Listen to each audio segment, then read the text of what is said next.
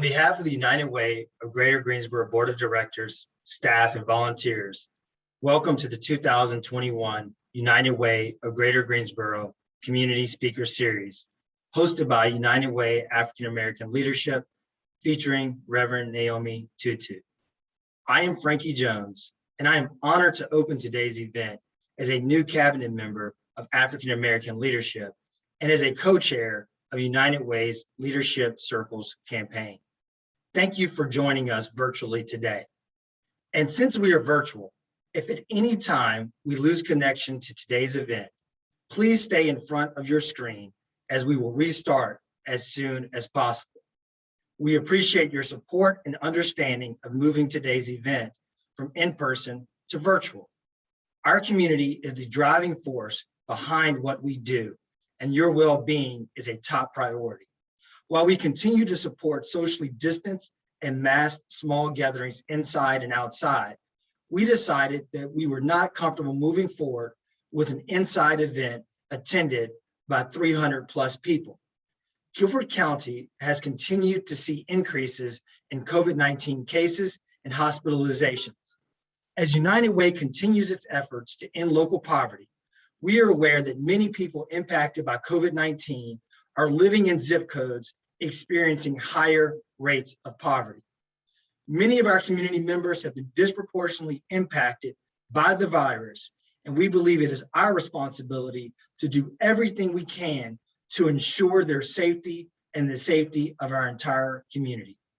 By pivoting to this virtual format, we are able to support the full participation of our community members, sponsors, and a youth session with Guilford County Schools that occurred prior to our main session today. Thank you again for your support and understanding. Now, please join me in welcoming Sharon Dooley, Vice Chair and Cabinet Member of African American Leadership, as we recognize everyone who made today's event possible. Thank you, Frankie. Hello, I'm Sharon Dooley, and I've had the honor of working alongside some extremely dedicated people who make the Community Speaker Series possible. Events like these would not happen without the support of our volunteers and community leaders.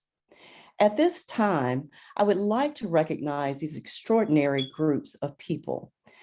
We are always thankful to the members of United Way's Tocqueville Society and Tocqueville Women's Leadership, African American Leadership, Women United, Young Leaders, Leadership Circles, and we are extremely thankful for the United Way's board and staff. Let's give them all a virtual round of applause. Today would also not be possible without the generous support of our event sponsors. Thank you to our gold sponsors: Compass Financial Partners, VF Corporation. Thank you to our silver sponsors: Greensboro Housing Authority, ITG Brands. Thank you to all of our bronze sponsors. I'd also like to extend a thank you to all of our virtual table sponsors and youth sponsors. And lastly, we do want to acknowledge the in-kind donation of a few who were prepared to support our event had it remained in person. Let's give them all a big virtual round of applause. Thank you again to all of our sponsors and supporters. At this time, I'd like to invite the chair of African American Leadership to the screen to give a brief overview of our group's focus. Alert from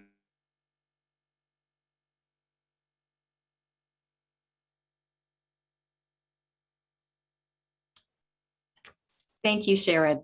Hello, I'm Carla Banks. It's an honor to serve as chair of United Way of Greater Greensboro's African American Leadership.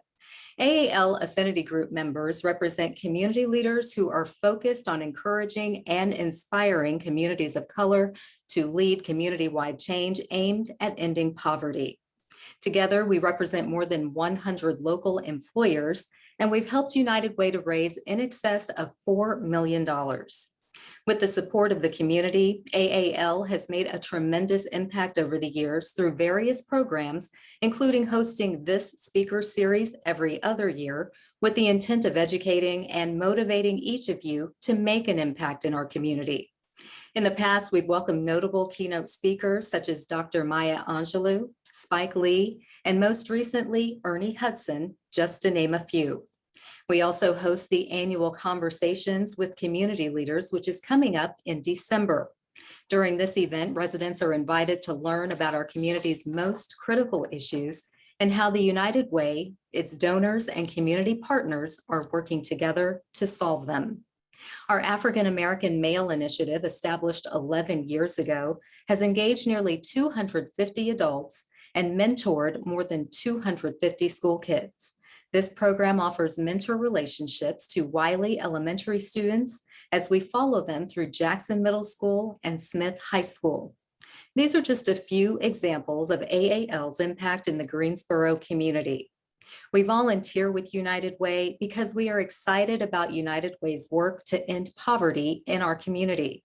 And we are even more excited about United Way's new bold goal, which was community inspired and developed, challenging each of us to work together to achieve something monumental.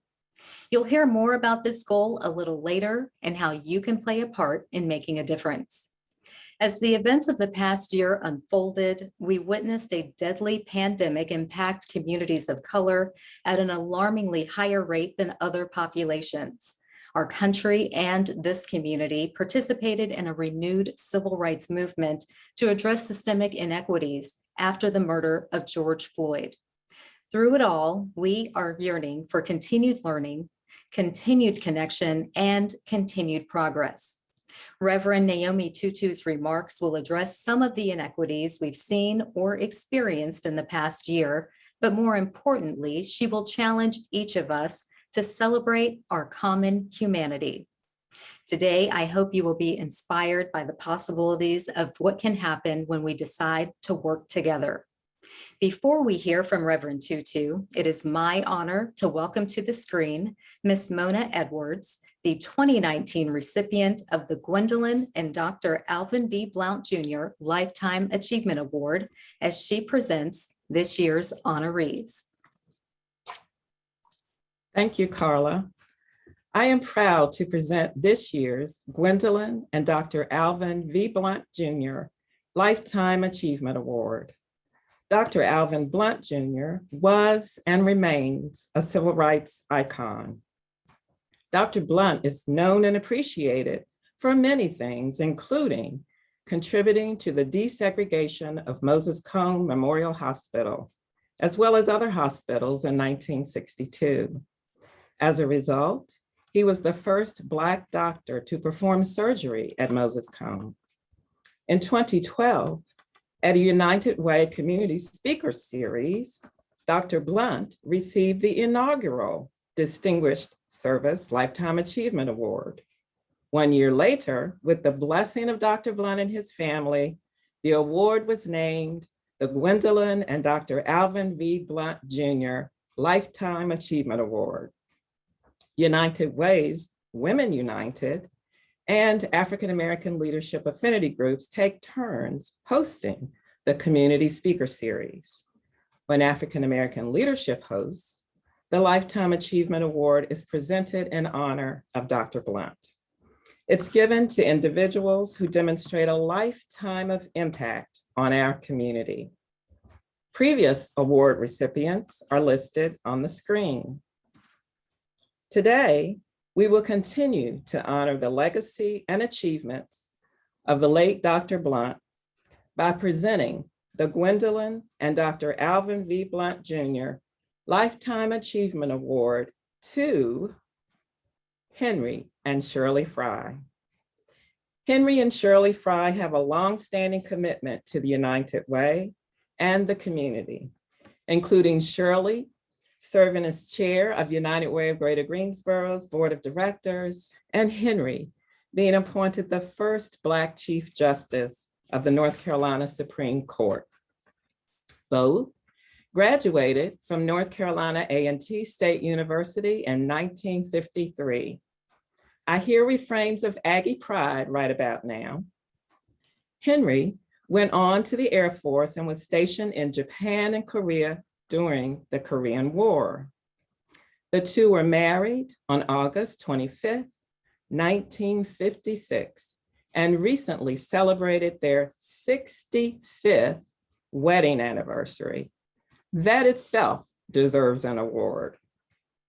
Henry enrolled in the University of North Carolina School of Law as the first African-American to enroll as a first-year student and graduated in 1959. In 1963, Henry began serving as an assistant U.S. attorney under U.S. Attorney General Robert Kennedy. He later transitioned to private practice and served as an instructor at North Carolina Central's Law School. In 1968, Henry was elected to the North Carolina House, making him the first African-American elected to the General Assembly since 1899. He served 6 terms in the House and later 1 term in the Senate.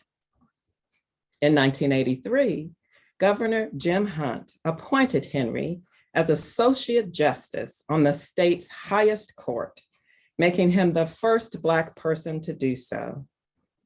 In 1999, Hunt appointed him Chief Justice, making him the first Black Chief Justice in the state. In addition to a number of firsts in the legal profession and being a mentor to many, Henry also helped organize and eventually served as president of Greensboro National Bank, which was the first African-American owned bank in Greensboro. Shirley Frye earned a master's degree in psychology and special education from Syracuse University, and thereafter worked with children with mental disabilities for a number of years. In 1970, she led the merger of 2 local segregated YWCAs and then served as the organization's first president. It has been widely reported the merger became a model for other communities across the country to follow. The merged group also became the first civic organization in Greensboro to integrate its board, staff, membership, and programs. In 1971, she worked on an advisory committee in Greensboro that paved the way for desegregating city schools. Over the years, she has chaired the Center City Master Plan Steering Committee of Action Greensboro. She served on the former Greensboro City Schools Board of Education and the boards of the United Arts Council of Greensboro and United Way of Greensboro. She has chaired the North Carolina A&T Real Estate Foundation Board and served on the boards of trustees for High Point University and the Joseph M. Bryan Foundation. Shirley has also held executive roles at North Carolina A&T State University and Bennett College, and has served as Vice President of Community Relations at WFMY Channel 2. There is an endowed scholarship in her name at North Carolina A&T State University that considers scholarship, leadership, community service, exceptional talent, and financial need. Many of us are in awe of the tremendous impact Shirley and Henry have had and continue to have. We are beyond thankful for both of their historic contributions to our local community, state, and nation. Please join me in congratulating and welcoming Henry and Shirley Frye, this year's recipients of the Gwendolyn and Dr. Alvin V. Blount Jr. Lifetime Achievement Award.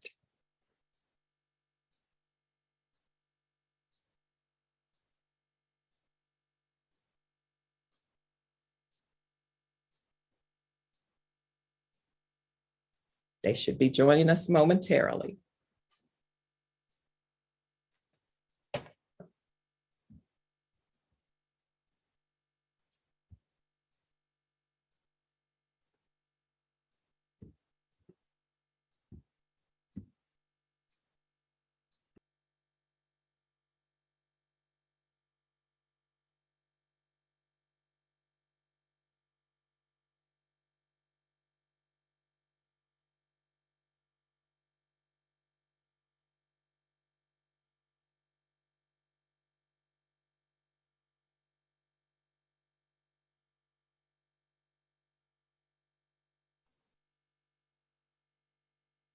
Wow. Henry and Shirley Frye may be having some technical difficulty, but I don't know about you, but I am in complete awe of Gwendolyn and Dr. Alvin V. Blount Jr.'s legacy, as well as Henry and Shirley Frye's lifetime of dedication to this community. We may be able to work through the technical difficulties and may be able to bring them in to this meeting in just a moment, but I'm just speechless, honestly, and I know that we all share the same sentiment. We have so many caring leaders in our community who sacrifice their time and talents for the greater good. Good afternoon to you. My name is Kari Garvin, and I have the distinct pleasure of serving as the United Way President and CEO. I'm extremely proud of the work United Way is doing in our community. Our board, leadership, and staff are both visionary and strategic.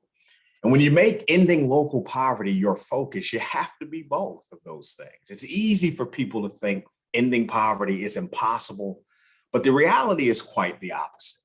Since 2015, United Way has been working to end poverty for individuals and entire families. We are blessed with stories of people earning GEDs, landing good jobs, and purchasing homes.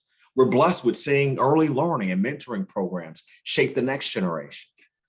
Our holistic approach to ending poverty includes equipping families to become economically stable through gainful employment and financial literacy.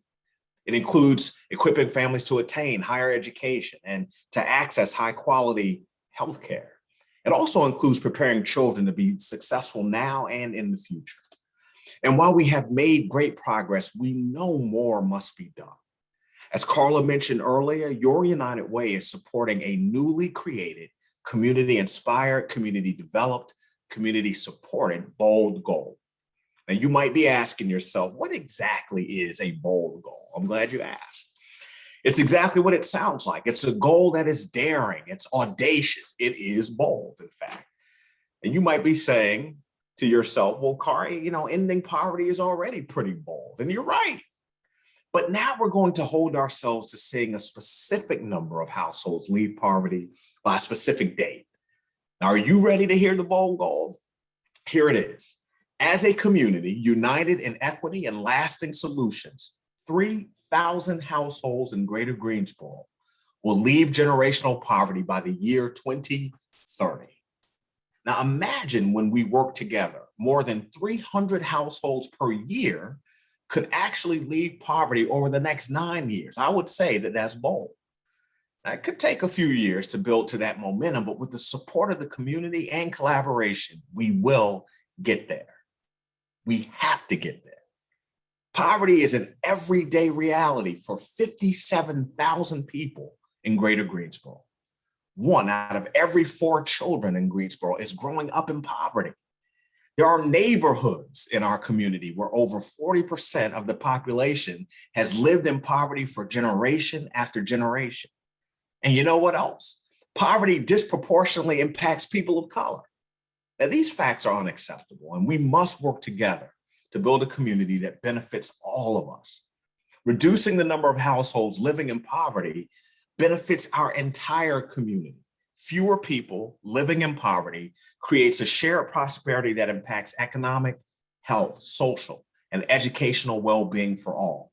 Ending poverty literally is the tide that causes all boats to rise. So how will we accomplish this bold goal?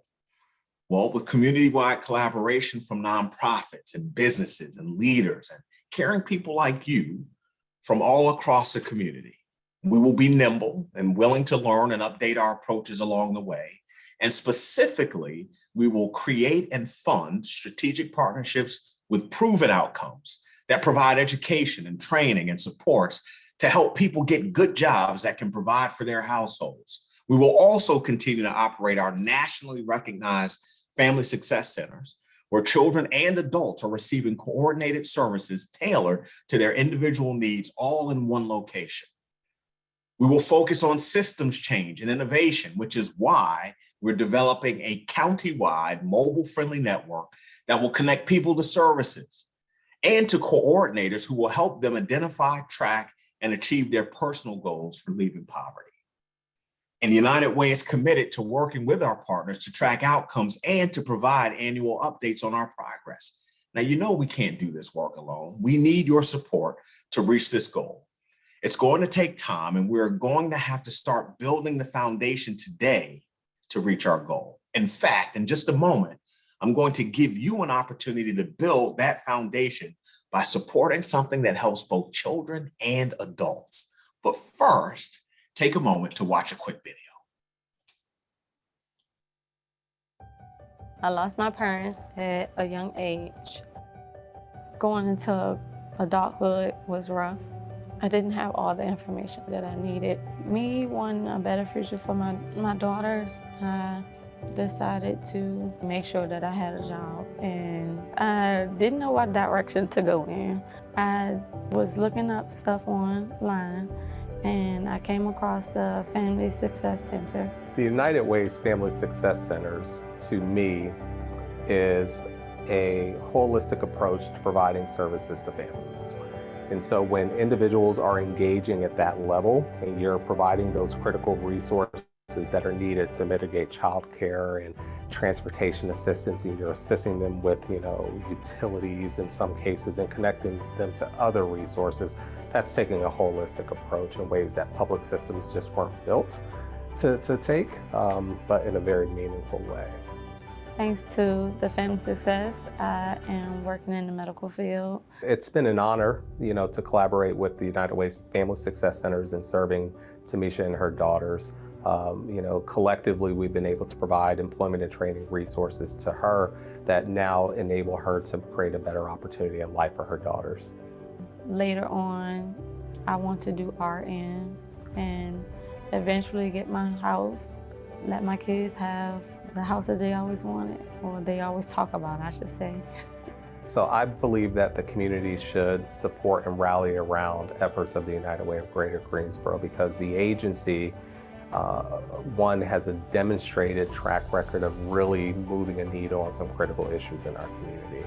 They have a very dedicated and talented staff that is committed to understanding community need, community plight, and developing solutions. I believe that the United Way does a tremendous job at aligning, pulling in partners that are designed to eradicate poverty and to support families in ways that are going to move them out of generational poverty.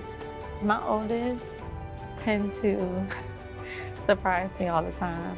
And one day she told me how she looks up to me and how she's proud of me. And it hits hard because I know I never had the mother to look up to, and to know that I'm doing an awesome job and my daughter feel like she wants to follow me.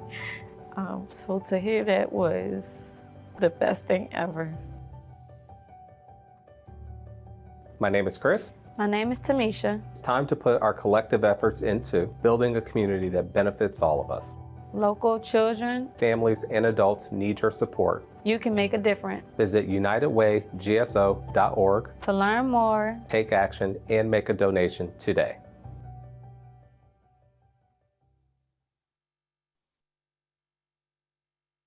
Your story is powerful. We were originally hoping to have Tamisha join us today to say a few words, but she's working, and that is a great reason not to be here today. Tamisha's story is possible because she was able to take classes at our Family Success Center while her daughters were receiving free on-site high quality early care and education. On-site free childcare is a key component of our Family Success Centers. In fact, when we opened the first Family Success Center, it was the first time in Guilford County where GED completion classes and childcare were offered in the same location. Think about that for a minute. If you wanted to take GED classes to further your education because you wanted a better job or promotion, the barriers of childcare alone could keep you from achieving your goal. Childcare can be a barrier to overcoming poverty for many families, which is why United Way provides annual childcare scholarships to parents and caregivers. All you moms and dads out there who are working know that high quality childcare is critical. High quality childcare costs an average of $1,200 per child per month in Guilford County. And if you're one of the more than 57,000 people living in poverty, it can be extremely difficult, if not impossible, to pay for childcare.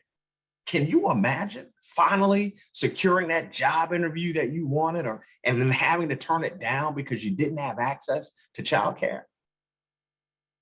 With your support, we can end poverty one person, one family at a time.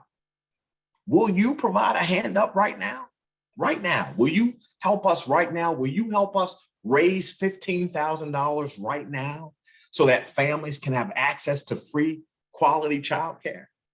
This childcare assistance will support parents while they are in class, learning new skills or earning their GEDs, or even while they are at work, so that they can earn a living to provide for their families.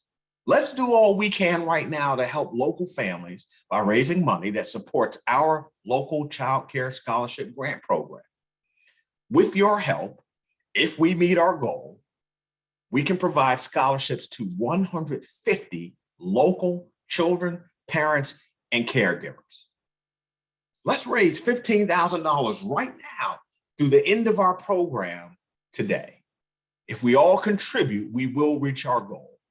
Now, here's how to do it. You can text to give your gift. Simply text the word Guilford, as in Guilford County, but just the word Guilford to the number 40403. Again, that's Guilford, and you're texting that word Guilford to the number 40403. You should be able to see it on your screen. When you click send on that text, you will receive a text back with a link to make your gift with a credit card. After you make a gift, just your name will appear on the screen. Now, for those of you who prefer Cash App like me, you can send your donation to $UWGG. And of course, that's for United Way of Greater Greensboro. Again, for Cash App, you can send your donation to $UWGG. And if you want to write a check, make it payable to United Way of Greater Greensboro and mail it to 1500 Yanceyville Street in Greensboro, of course, 27405. Again, 1500 Yanceyville Street in Greensboro, 27405. Please help us support as many child care scholarships as possible. And I want you to know that I'm putting my money where my mouth is. I've donated $250 of my own money right now. And so hoping that you will join us in this cause to raise $15,000 for our child care scholarships, pardon me. All right, so again, your name will appear right on the screen. So it looks like we've had a couple. All right, we've got donors already. I see the names popping up on the screen. So just want to say thank you to Leslie and Robert Kettner for your support. We thank you for that. And others of you who are continuing to give in this moment, please help us hit that $15,000 goal. It looks like we've already had 5 donors already, and just want to say to those of you who've already given, those of you who are contemplating giving, think about Tamisha and the impact that she's described and on her life, and others who we can continue to support. So we hope that you'll join us.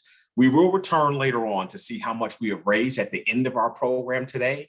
Now, for the moment we have all been waiting for, please welcome back to the screen Carla Banks, who will introduce today's keynote speaker. Carla.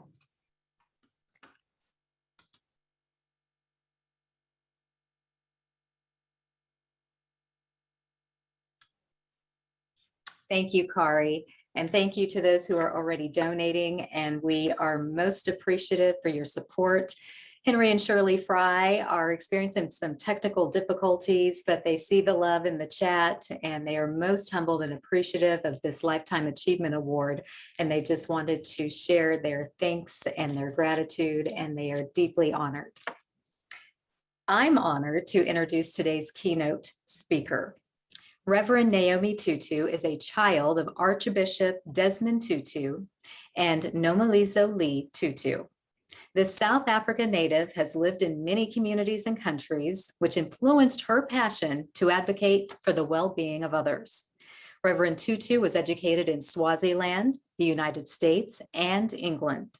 Growing up the daughter of Archbishop Tutu allowed Reverend Tutu to experience many diverse people and situations, providing her with a unique lens to view humanity. Inspired by her father's legacy, she found her own path to make a difference in the lives of others as a world-renowned human rights activist. The challenges of growing up Black and female in apartheid South Africa have been the foundation of Reverend Tutu's life. Those experiences taught her our whole human family loses when we accept situations of oppression, and how the teaching and preaching of hate and division injure us all. During her extensive professional career, Reverend Tutu has served as program coordinator for the historic Race Relations Institute at Fisk University and was a part of the Institute's delegation to the World Conference Against Racism in Durban. In addition, she worked as a development consultant in West Africa as program coordinator for race and gender-based violence in education at the African Gender Institute at the University of Cape Town. Reverend Tutu has taught at the University of Hartford, University of Connecticut, and Brevard College in North Carolina. Prepare to be motivated and inspired as she presents our shared humanity, creating understanding through the principles of Martin Luther King Jr. Please join me in welcoming to the screen, Reverend Naomi Tutu. Thank you so much, Carla, and thank you to the United Way for inviting me to be a part of this celebration. I'm sorry that I didn't get to be with you in person. I love Greensboro. I have many friends in Greensboro and have been there on a number of occasions and was very much looking forward to spending some more time with you. But I completely understand and I agree with the decision that part of being human and caring for one another is taking into consideration the realities facing us at this time. And as we see the Delta variant surging through our country, I think it makes absolute sense that we be in virtual communication so that we can protect and care for one another. I had a wonderful experience earlier this morning with students from a number of the schools in the community, got some excellent questions from those young people, which has energized me for this session with you today. I am someone who is a little bit strange by my family, by my children, by those whom I have been in contact with, in that for me, part of the interest in people who are leaders, people who are inspirational, is seeing what happens behind the scenes, if that is at all possible, hearing the stories that are not captured on our television screens or captured in newspaper headlines. What is it that is the real person behind the story? And I shared with the young people this morning that one of, for me, the most powerful stories about Dr. King is not about the protest marches that he led. It is not the I Have a Dream speech at the March on Washington. It is not even his winning of the Nobel Peace Prize. It is, in fact, a story that took place in a car, a story that occurred late at night when there was only one other person to witness Dr. King's true commitment to our shared humanity. And the story is about his brother-in-law driving Dr. King one night from one speaking engagement to the location of his next engagement. And as they were driving at night, that as we all know, that we are taught when we drive that if you are driving at night and you are on a deserted road and have your brights on, when you see a car approaching you from the opposite direction, that you dim your brights to the normal light of your headlights, and as a way of allowing the oncoming car to be able to see the road as well as you. And their experience was that oncoming cars were not dimming their lights as they came towards them. And so the driver, Dr. King's brother-in-law, was getting blinded by the bright lights of those cars that they were encountering. And exasperated, frustrated, angered, he said, the next car that comes that does not dim their lights, I am going to refuse to dim my lights too. And Dr. King said to him, no, you need to go ahead and dim your lights, because we need to have someone on the street who can see, even if it is not us. Now, as I said, I'm a strange person, but that story to me is a powerful statement about not returning hate for hate, not returning oppression for oppression, not returning intransigence for intransigence, but rather recognizing that as human beings, we have an opportunity and, in fact, a call on us to be fully human, even in response to those who attempt to dehumanize us. And that, to me, is, in fact, the core of Dr. King's teaching, Dr. King's work. All the words that I have ever heard from him, every action that I have ever been exposed to that he took, has come from this place of a real care and respect for the humanity, even of those who attempted to dehumanize him.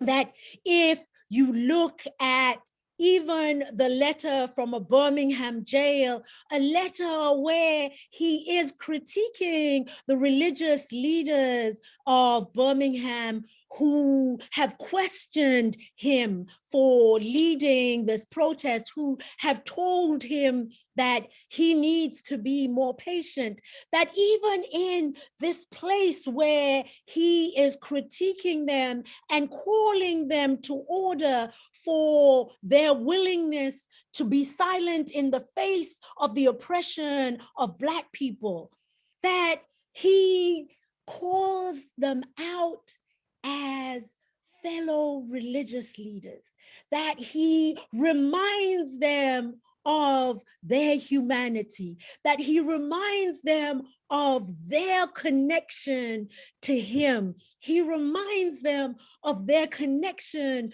to those who are oppressed and are protesting. He never questions their humanity, never questions their faith. And even in those places where Dr. King talks about his frustration with white America's comfort with the oppression of Black people, never once does he attempt to dehumanize or to question their humanity. In fact, in every time that he is faced with challenge, in every action, in every word, Dr. King holds out to those who other and oppress a hand of common humanity. He speaks of he talks of we are caught in an inescapable network of mutuality, tied in a single garment of destiny. Whatever affects one directly affects all indirectly. That we are connected. No matter how we try and ignore that connection, Dr. King constantly calls us back to that connection. And in his last book, Where Do We Go From Here, Chaos or Community, he talks specifically about our responsibility to ourselves because of our responsibility to one another. That we cannot flourish as individuals in a nation or in a world even where others are oppressed. That there is no way to truly enjoy and experience the freedom and the bounty that our world offers us if we close our eyes to the suffering of others around us. It is this call that Dr. King puts out that I have experienced in all those who speak human rights, those who work for human rights. I think of Betty Williams and Mayred Maguire, the Nobel Peace Prize winners from Northern Ireland, a Roman Catholic woman and a Protestant woman who realized that they, as mothers, as sisters, as wives, were experiencing the same things.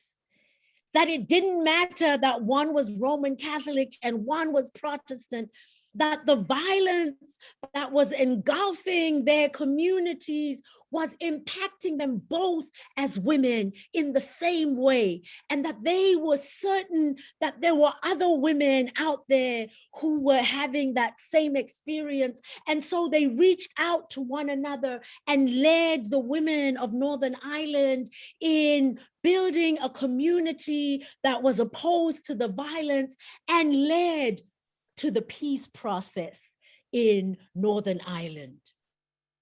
That when you listen to the story of someone like President Nelson Mandela, that when he was incarcerated on Robben Island, that the guards who were sent to guard him were warned over and over about this man who hated white South Africans, who wanted to see white South Africans pushed into the sea, who hated the way of a Christian South Africa and wanted to destroy that country.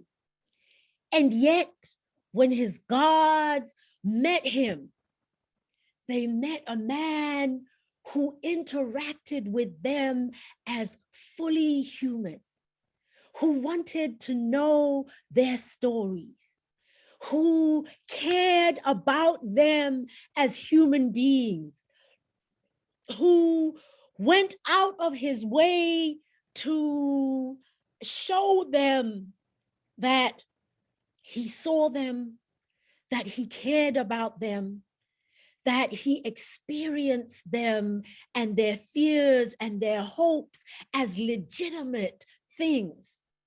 That he went to the extent of when one of those guards told him about his son, who he told President Mandela is so intelligent and has an opportunity to attend university, but we cannot afford it.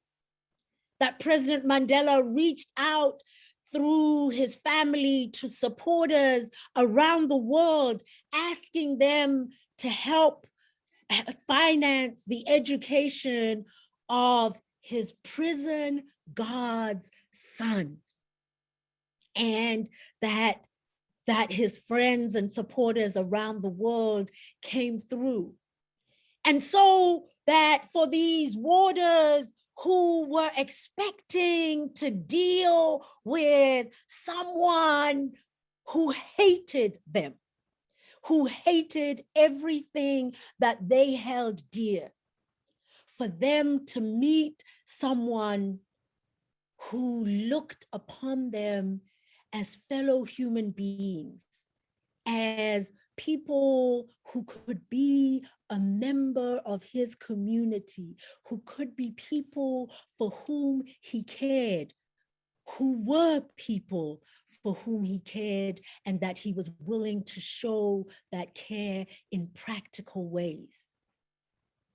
That is the humanity that I speak of when I speak of the lessons that Dr. King and his work and his words have spread around the world. That often and often, what it is that makes leaders stand out is their determination not to buy into the idea that the other is so other to me that they are somehow less than human. That the lesson is that it does not matter who that other is. We are called to recognize and celebrate their humanity. And I know that it might even sound as though, well, yeah, that makes complete sense. That is simple. That is how I live my life. But I know that for most of us, it is so much easier to simply take in the words and the stories of the world around us about those who are other. To believe that they are somehow fundamentally different to us. That all the isms that divide us are based on that reality, that we are willing to believe that because someone is different to us in some way, whether it is their race, whether it is their gender, whether it is their sexual orientation, whether it is their religion, whether it is their ethnicity, their background, that somehow determines the level of their humanity. That we have racism, we have sexism, we have homophobia, we have Islamophobia, we have xenophobia, because we are taught that those who are other are somehow fundamentally different from us. And the only way that that makes sense is if they are in some way not quite as human as we are. And so we are in fact challenged to take a step back from the stories that we hear about those we know as other, and to allow them to tell us their stories themselves. I like to tell people of an opportunity that I was given in 1999, I believe it was, at Vanderbilt University, when soon after I had moved to Nashville. And I was invited as part of a series that was talking about the 21st century. What was your vision of the 21st century? What did you think the 21st century was going to bring? What did you hope were the changes that the 21st century were going to make in the world? And I spoke about how I believed the 21st century was going to be the century in which our world gave complete voice and story to the experiences of Black and other people of color and Indigenous people and women in our economic and political lives, and that was going to change the ways in which we did everything, the ways that we did politics, the ways in which we governed our economy, that all of that was going to be changed because those new voices were going to be included at the table, and those perspectives and stories were going to change our world. And that was something that I was so passionate about, and I was so excited to be making this presentation. And then at the end of my presentation, the host said, now we have time for question and answers. And the first person stood up at the back of the room, and I thought, oh my Lord, why? I am going to have to deal with an angry white man. I am going to deal with somebody who has just been so frustrated by what I've been saying about expanding the table, that it was going to be protective of his story and history as a white man. And I was just like, oh, okay, I'm ready to deal with an angry white man. And I was right. It was an angry white man, but it was not the angry white man I was expecting.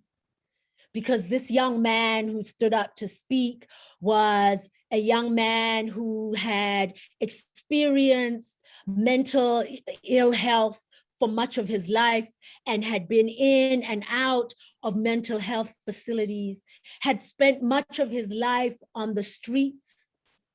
And so his question to me was, in fact, a challenge to me for how could I be giving this presentation about the opening of space to those who had not had that space in this place of such privilege.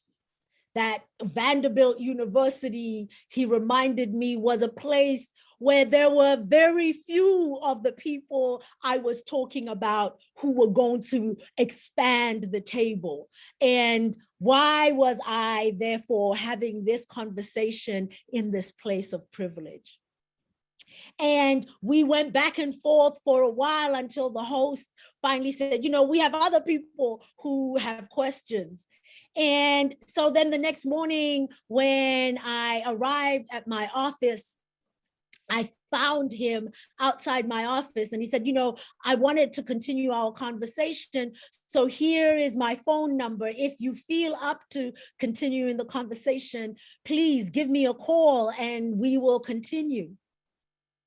And I called him back later on that day, and we made an appointment, and we met for coffee, and we had a great conversation and decided we wanted to continue. And so we made an appointment for the next month, and then for the month after that, then we changed it from coffee to lunch, and then we got together regularly. And he found himself again one day homeless, and I had a spare room in my house at that point. And so he moved in with us for a little while and became Uncle Carl to my son, encouraging him to play chess and encouraging him in the struggles that my son was experiencing, became a part of my story, even on my path to the ministry. And I tell that story because I almost missed out on a wonderful person in my life because I had a tape in my head that almost stopped me from seeing the human being standing in front of me and hearing a story that offered something to my story too. And I think that is so often what happens to us, that we get caught up in the labels that the world has taught us, that we get caught up in the stories that the world has told us about those who are on the margins, or those who are less fortunate than we are, or those who are struggling, that we get caught up in those stories that the world has told us, that we miss out on the amazing human beings who have stories to tell us themselves that can change our community, that can change our lives, that offer an opportunity for community, the community that Dr. King spoke of. That it is when we open our eyes to the full humanity of those whom we know as other, those who live on the margins of our communities, that we are then excited by bold goals like that of the United Way of Greater Greensboro, bold goals that say, we know people who live in poverty are not, the story is not their poverty. The underlying story is their humanity and their connection to us. That if we invest financially, emotionally, spiritually in our community, in those on the margins, in those on whom our world has pushed aside, that then we have an opportunity for a full community, a vibrant community, a thriving community, that the opportunities expand for all of us, that those stories change the ways that we see our world. But the only way we get access to those stories is when we recognize the full humanity of those whom the world often and often writes off. That we are given an opportunity when we stop those tapes and look at a mother with 2 daughters who has a dream of giving her children a home, who is inspired to hear her daughter say, "You inspire me, Mom.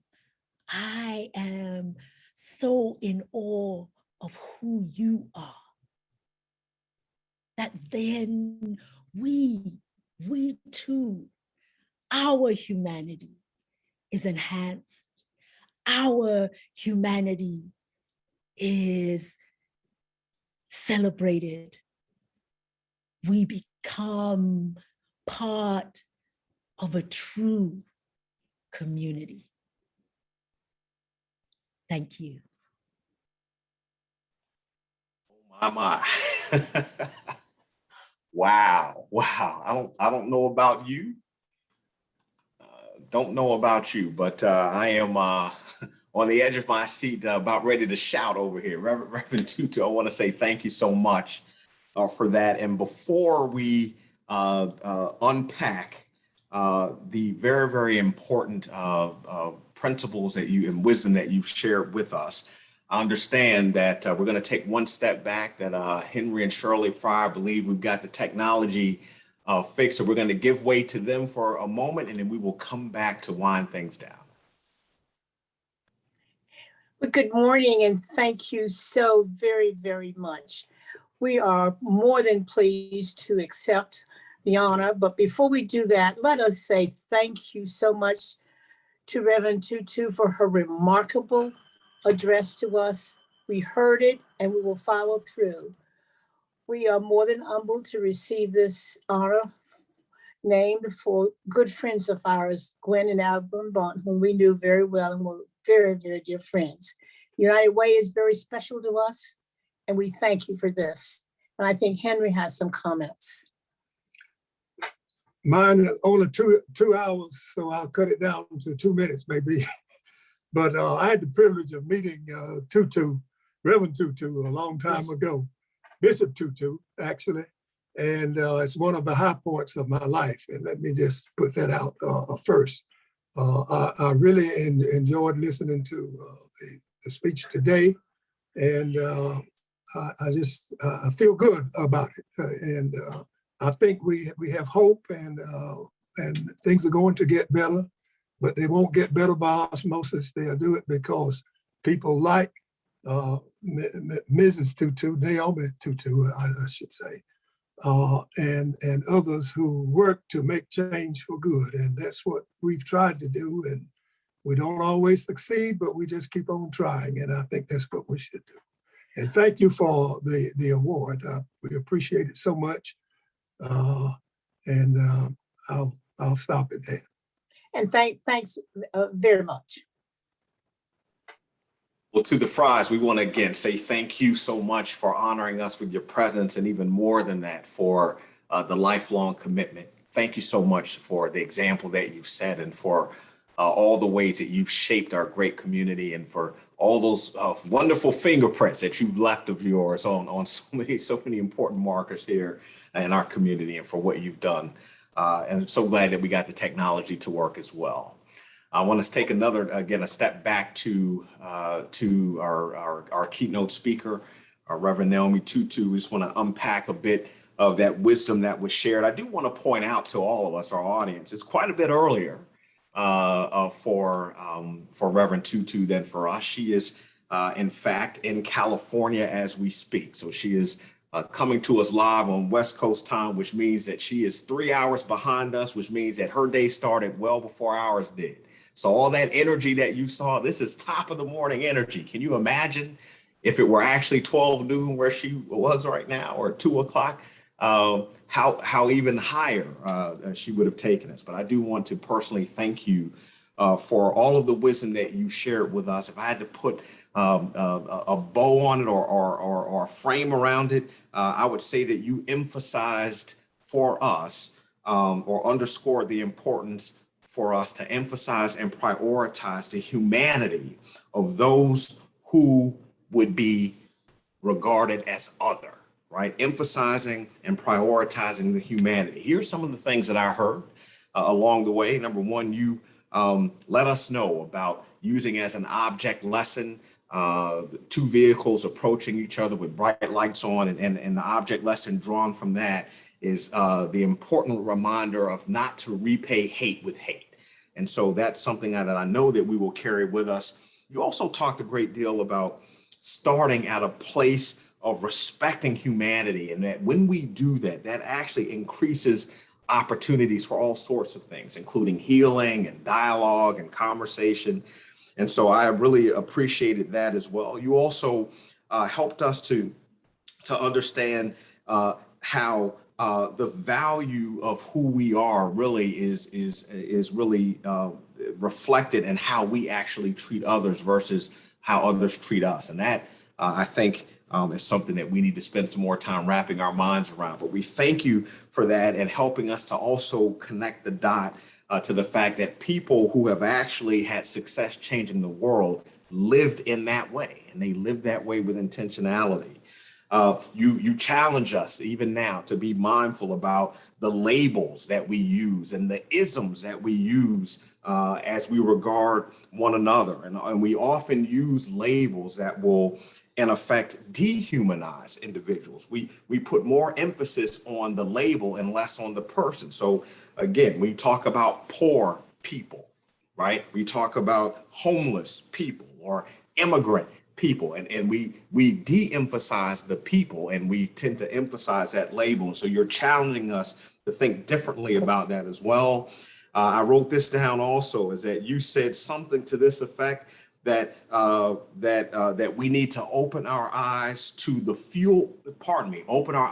full humanity for the sake of the full community. And I love that. Again, we should open our eyes to the full humanity for the sake of the full community, and that we really do need to give opportunity for others to tell their story as we endeavor to continue to shape that full community. So thank you 1,000 times over for those remarks. And again, I just ask that we all give a virtual round of applause to our keynote speaker, Reverend Naomi Tutu. Thank you so much for what you presented here. Now we're going to pivot as we wind down. We're going to check in on our child care crowdsourcing. We're going to see how we're doing. It's looking pretty good. Look at all the names of people who've given. Mona Edwards. We have Antonio Monk Richburg. We have, we have a good number for Sharon Dooley, Taylor Chapman, Julie Longmire, Davita Martin has given, Larry Davis, Anthony Boyd, I see, and the list goes on and on and on. So it looks like we're about 20% of where we want to be. And so again, encouraging you, please, to help us to reach this $15,000 goal that will go to child care scholarships, right?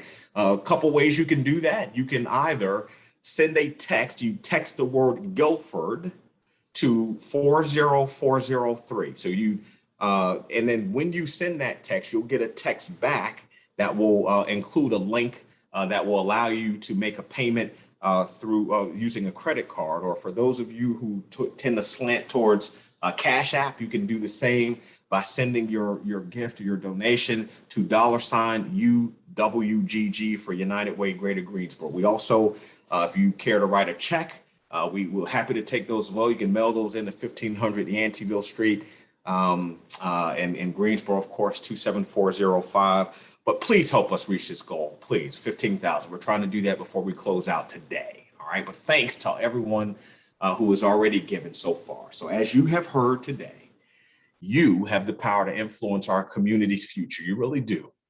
If you have not already, please take a moment to text that gift that I've just been talking about. And with your help, United Way is working with all of our partners to end poverty right here in our community. Once again, the bold goal: united in equity and lasting solutions. 3,000 households in Greater Greensboro will leave generational poverty by the year 2030.